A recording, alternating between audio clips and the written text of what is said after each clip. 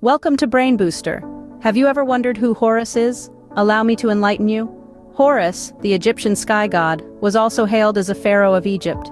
Born to the central deities of the Egyptian pantheon, Osiris and Isis, his life was destined for greatness. His father's untimely death led to his ascension to the throne, overcoming the treachery of his uncle Set, who had mutilated his eye. This legendary battle gave birth to the renowned Eye of Horus symbol, revered in cultures around the world. Horus held a strong association with falcons, and was often depicted in this form. His physical representations, however, extend beyond this avian embodiment. Horus, the falcon god, was not only the helper of Ra, but his powers symbolized the might of the pharaoh throughout Egyptian history. Having avenged his father's death, he became one of the most important gods in the Egyptian pantheon. Let's delve deeper into the history of this fascinating deity. Horus, unlike other deities, has a unique physical representation. This Egyptian god is closely associated with falcons, with his most recognizable form being that of a bird of prey. Why a falcon, you might ask? It's because falcons were considered a symbol of the sky, reflecting Horus's role as the sky god. But that's not all. Horus also took on a second avian form, that of a winged sun disk, particularly from the Middle Kingdom period onward. This form, representing the Horus of Bedet, became one of the most widespread images in Egyptian religious architecture. The falcon and the winged sun disk both symbolize Horus's might and his divine role as a helper of Ra, the god of the sun. They also signify the powers of the pharaoh, as Horus was believed to lend his strength and authority to the rulers of Egypt. Now that we've explored his physical forms, let's learn about his origin and significance in Egyptian history. The mention of Horus goes way back to the beginning of Egyptian history. This falcon god was a prominent figure, appearing in the oldest known cult statue in existence. Often depicted as a falcon, Horus also took the form of a winged sun disk, especially from the Middle Kingdom period onward.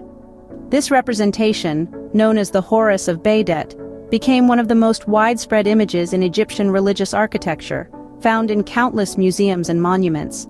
Horus wasn't just a god, he was directly linked with the notion of Egyptian kingship. His image was imprinted on rectangular devices known as serex, emblems of the earliest pharaohs. These serex showed Horus perched on a palace enclosure, signifying a direct association between the falcon god and the kings.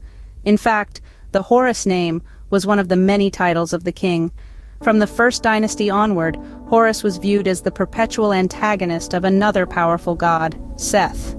The balance between these two brought harmony to Upper and Lower Egypt, yet only one could represent the pharaoh.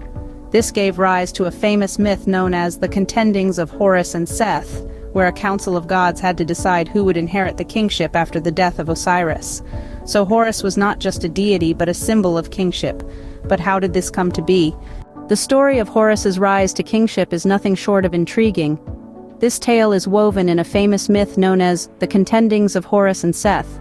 Following the demise of Osiris, a council of 9 gods known as the Ennead gathered to determine his successor. 2 names dominated the discussion: Horus, the direct descendant of Osiris, and Seth, the brother of Osiris. Horus, although young and unseasoned, was the rightful heir. Seth, on the other hand, was mature and powerful, but he carried the stain of fratricide, having slain Osiris himself. The council deliberated, weighing the claims of both. Despite his youth, Horus's claim was bolstered by his direct lineage. The gods ultimately sided with Horus, recognizing him as the rightful heir to the throne. And that's how Horus emerged as the symbol of kingship despite the odds. Horus's story is not just about a deity, but about power, struggle, and legacy. From his birth to Osiris and Isis, to his embodiment as a falcon, Horus's tale is an integral part of Egyptian history.